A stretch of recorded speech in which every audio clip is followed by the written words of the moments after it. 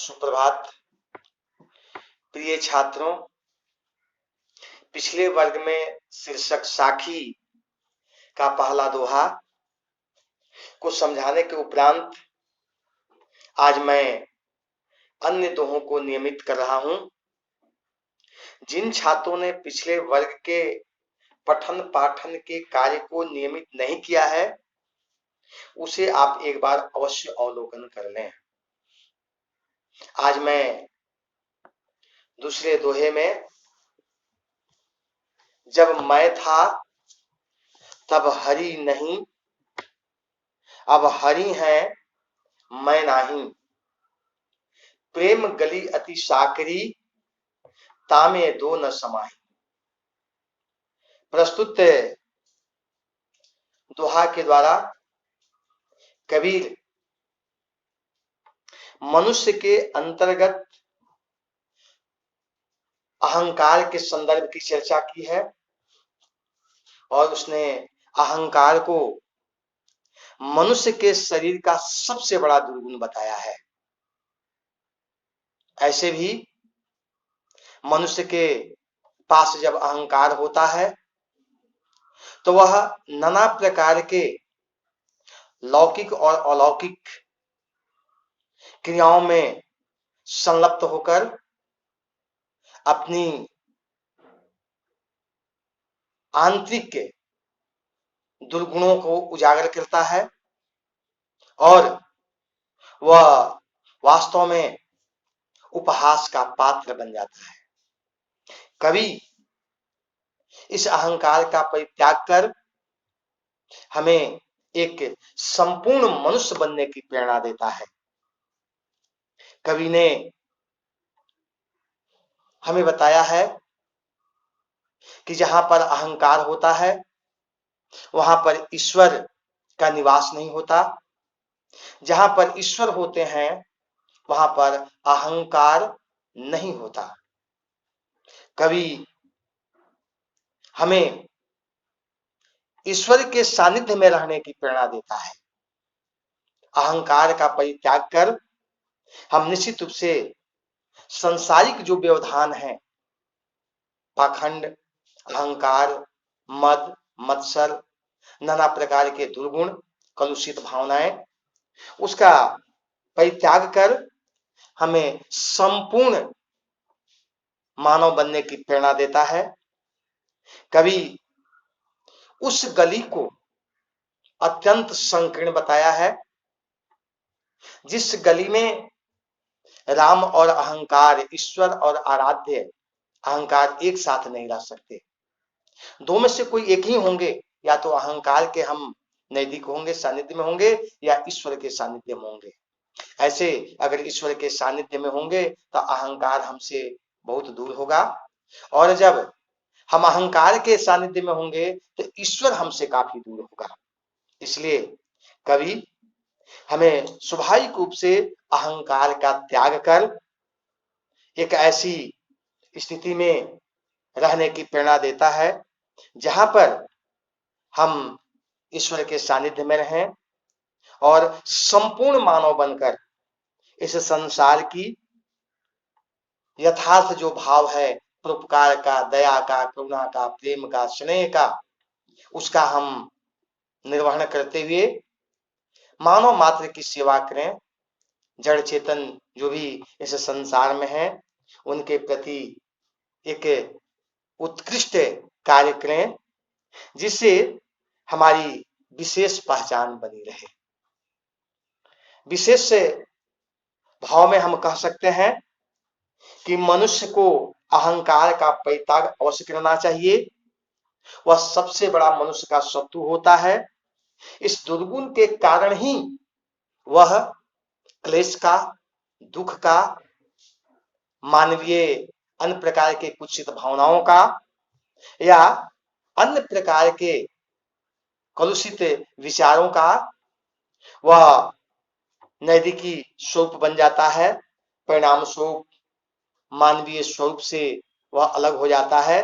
इसलिए आवश्यकता इस बात की है कि हम ईश्वर के सानिध्य में रहकर ऐसे जो जड़त्व भाव हैं इसका हम परित्याग करें, जिससे हमारी मानव कल्याण की जो भावना है वह उत्कृष्टता के साथ रहे और हम ईश्वर के साथ रह करके सांसारिक और अलौकिक जो भाव हैं उसको प्राप्त कर सकें।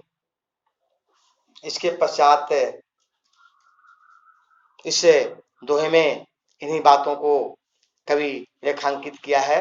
स्वाभाविक रूप से इस दोहे के मूल भाव को समझकर हमें इस संसार में जीवन यापन करना चाहिए। दोहा नंबर 3, इसमें कवि बड़े ही यथेष्ट भाव को, सामाजिक पीड़ा को, सामाजिक के स्वरूप को हमें दिखाया है। आज वर्तमान संदर्भ में समाज में अनेक प्रकार की त्रुटियां आई हैं। आज हम ईश्वर के नाम पर, अल्लाह के नाम पर नित्य प्रति कुकृत्य के साथ अमानवीय कार्य करते हैं। इस प्रकार के कार्य से हम कैसे निजात पाएं, उसके संदर्भ की चर्चा कबीर ने किया है। तीसरे दोहे में कबीर ने हमें बताया, कांकर पाथर जोरी के मस्जिद लई बनाए, ता चड्ढी मूला बांग दे क्या बहरा हुआ खुदाए। कबीरदास इस साखी के द्वारा मुस्लिम संप्रदाय में व्याप्त पाखंड को उजागर करने का प्रयास किया है। वह बताना चाहते हैं कि ईश्वर कण कण में व्याप्त है, ईश्वर संपूर्ण सत्ता में व्याप्त है। उसके लिए नाना प्रकार का जो व्यवहारिक दिखावा किया जाता है वह श्रेष्ठकर नहीं है। लोग कंकड़ और पत्थर के सहायता से, ईंटी और गारे की सहायता से मस्जिद का निर्माण करते हैं। सुबह और शाम या अन्य समयों में वे ईश्वर को बड़े जोर से ऊंचे आवाज में बुलाते हैं। ईश्वर आते हैं या नहीं आते हैं उसकी बात तो भिन्न है, लेकिन कभी इस प्रकार के दिखावा को, इस प्रकार के ईश्वरीय स्वरूप को निश्चित रूप से उत्कृष्ट नहीं कहा है। वह हमें यह बताने का प्रयास किया है कि हमारा ईश्वर जो है बाहरा नहीं है। ईश्वर जो है, खुदा जो है, वह सर्वशक्तिमान है। वह हमारी छोटी सी छोटी आवाज को भी सुन सकता है। अगर हम अंतःकरण से, उनके निर्मल मन से शांत होकर उनका हम स्मरण करें तो वे हमारे विचारों से अवगत होंगे और हमें निश्चित रूप से एक ऐसे सम्मान देंगे जिससे हमारी मानवता उत्कृष्ट होगी। विशेष भाव में कबीरदास मूलतः एक सूफी संत थे, समाज सुधारक थे। उन्होंने हिंदू और मुस्लिम दोनों ही जातियों के पास जो व्याप्त पाखंड है, दिखावा है, छल और प्रपंच है, उसको दूर कर करके वे एक ऐसी श्रद्धा के भाव को अंतःकरण में स्थापित करना चाहते हैं जिससे सिर्फ और सिर्फ ईश्वर के सच्चे स्वरूप का अवलोकन हो। ईश्वर के स्वरूप को देखने के उपरांत हमारे अंतः मन में जो अज्ञानता है, उनके प्रति जो पाखंड का भाव है, वह समाप्त हो जाए। उसने एक जगह कहा भी है कि ना मैं मंदिर, ना मैं मस्जिद, ना मैं काबे कैलाश में। इससे स्पष्ट हो जाता है कि मंदिर, मस्जिद, गुरुद्वारा, चर्च में नहीं होते, बल्कि वे अंतःकरण के शुद्ध मन में होते हैं, और अगर मन से हम उसे बुलाते हैं तो वे हमें वहीं पर प्राप्त हो जाते हैं। वास्तव में इस भाव से हमें कबीर ने इस दोहे में एक ईश्वर के प्रति अगाध भाव रखने की प्रेरणा देता है। इसके बाद चौथा जो इनका दोहा है, पाहन पूजे हरि मिले, मैं पूजू पहाड़, ताते ए चक्की भली, पिस खाए संसार। इस दोहों में भी जो हिंदू समाज है, उस हिंदू समाज में व्याप्त जो मूर्ति पूजा है उसका वे खंडन करते हैं।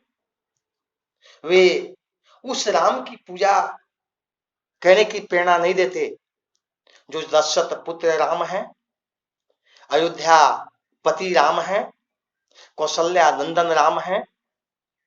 वे उस राम की पूजा करने की प्रेरणा हमें देते हैं जो सर्वत्र रमण करते हैं, यत्र तत्र भ्रमण करते हैं। उनका स्वरूप वास्तव में व्यवहारिक है।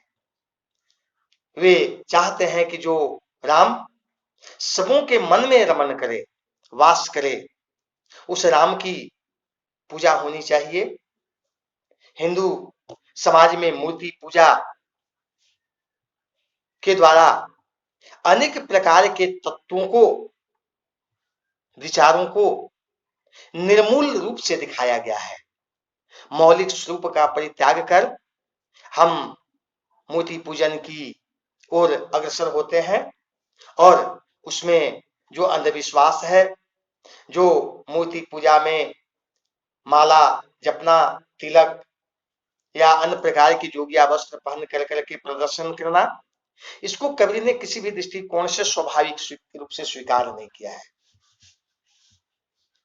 माला तो कर्मे फिरे, जिभ फिरे मुख माही, मनुआ तो दहु ऋषि फिरे, यह तो सुमिरन नहीं। इस प्रकार का सुमिरन करने का कोई औचित्य भी नहीं है। कोई इस प्रकार से कार्य कर करके ईश्वर की प्राप्ति कर ले, क्या फायदा है। कवि हमें बताना चाहते हैं कि यदि मनुष्य पत्थर पूज करके ईश्वर को प्राप्त कर ले तो मैं विश्व के सबसे ऊंची जो शिला है, पहाड़ है, उसकी मैं पूजा कर लूं और सभी ईश्वरों को प्राप्त कर लूं। लेकिन क्या यथार्थ भाव में यह संभव है? स्वाभाविक रूप से हम अंतर मन से मूल्यांकन करते हैं तो पाते हैं कि बिल्कुल नहीं। आज तक ऐसा कहीं देखा नहीं गया कि पत्थर पूजने से ईश्वर की प्राप्ति हुई है।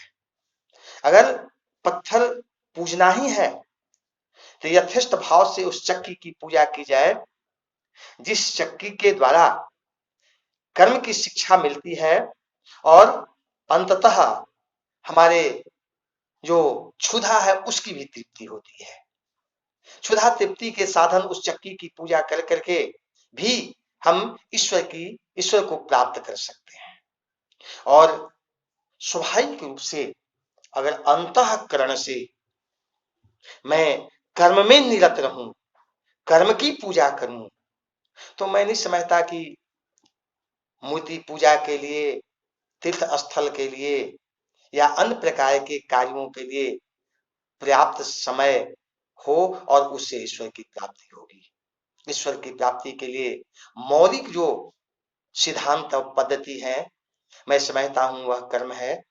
निरंतर आदमी को कर्म में रह करके ईश्वर की पूजा के रूप में स्वीकार करना चाहिए और इससे ही ईश्वर की प्राप्ति होगी। अगर मौलिक रूप से हम ईश्वर की पूजा आराधना करना चाहते हैं, उनके सानिध्य में रहना चाहते हैं, तो इस प्रकार के मूर्ति पूजा का परित्याग कर स्वाभाविक रूप से हमें कर्म की पूजा करनी चाहिए। यह मौलिक रूप से जो बात बताई जा रही है, इसमें किसी भी प्रकार की कोई विरोधाभास नहीं है। मनुष्य ईश्वर की प्राप्ति के लिए अनेक प्रकार के साधनों की, उपासनाओं की या अन्य प्रकार के स्वरूपों को प्राप्त करने का वह प्रयास करता है।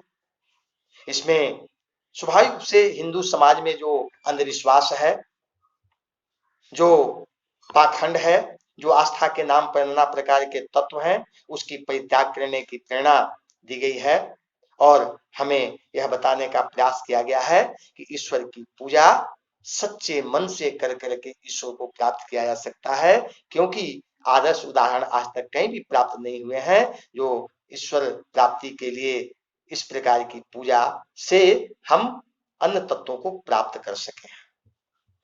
इसके पश्चात पांचवा जो दोहा है,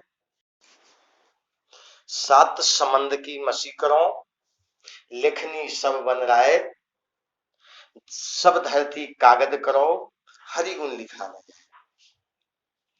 प्रस्तुत दोहा के द्वारा